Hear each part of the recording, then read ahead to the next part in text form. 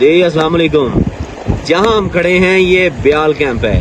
بیال camp میں ہمیں یہاں کے رہائشی ایک ملے ہیں. ہم ان سے بات کرتے ہیں اور ان سے کچھ چیزیں پوچھتے ہیں اس ماحول میں وہ کتنے سالوں سے زندگی گزار رہے ہیں اور یہاں ان کی زندگی میں آسانیاں کتنی ہیں اور پریشانیاں کتنی ہیں اور یہاں کا موسم کے بارے میں کہ کن کن مہینوں میں یہاں موسم کیسا ہوتا ہے. تو السلام علیکم. وعلیکم السلام. جی آپ کا نام کیا ہے؟ میرا نام حیات گل.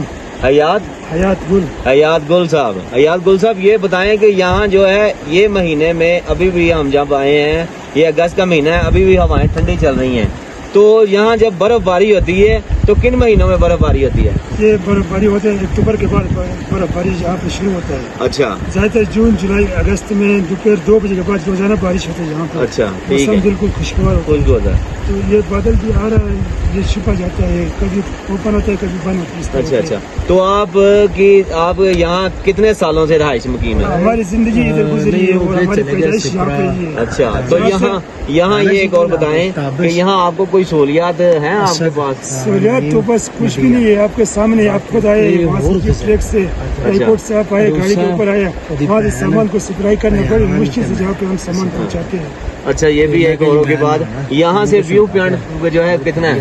1 گھنٹے کا سفر ہے جہاں 1 گھنٹے کا ویو پوائنٹ کا ہے. تو جو ہے ویو پوائنٹ میں ناگا پربت ہے, یہ سامنے جو ہمیں نظر آ رہا ہے وہاں اچھا سا صاف سا نظر آئے گا. وہاں سے ایسا ہوگا ایک سائڈ پورا کلیئر نظر آئے گا, ایک سائڈ میں پہاڑ ہے, ایک سائڈ میں بڑا پتھر ہے, سامنے جو گلیشیئر نظر آ رہا ہے وہ بالکل صاف ستھرا واضح طریقے سے آ رہے ہیں, بڑا مزہ. تو آپ کوئی سننے والوں کو جو ہمیں دیکھ رہے ہیں اور سن رہے ہیں ان کو کوئی ایسا پیغام, پاکستان ہے, ہم پاکستان میں اتنے خوبصورت علاقے ہیں اور ان خوبصورت علاقوں میں ہم آتے ہیں, تو ان کے لیے کوئی پیغام دینا چاہتے ہیں؟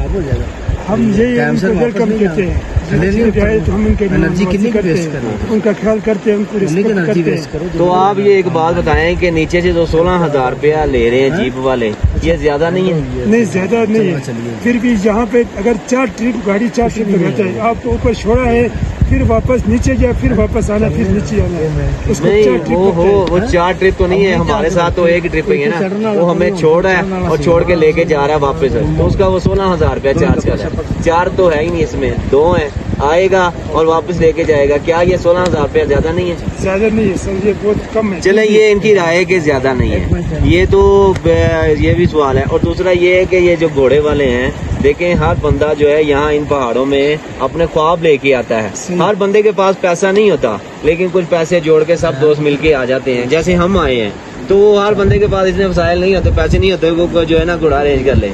تو وہ جو 3500-3600 روپیہ لے رہے ہیں, کیا وہ بھی زیادہ نہیں ہے؟ زیادہ وہ اس طرح 3 ٹائم سر ان کو گھاس کھلاتے ہیں, کوئی بندہ کھاتا پیتا ہے اور اس کے کم کرتے ہیں, پھر بھی میں نوازی کرتے ہیں. جی یہ بھی بات ہے, کیونکہ یہ تو یہاں کے رہائشی مقیمی ہے نا, تو ان کی زندگی میں جو ظاہری بات ہے یہاں سہولیات ہیں, جہاں جو ان کی پریشانی ہیں ان کو مد نظر رکھتے ہوئے انہوں نے اپنے وسائل کے ساتھ زندگی گزارنی ہے. بہت شکریہ. Thank you ji so much.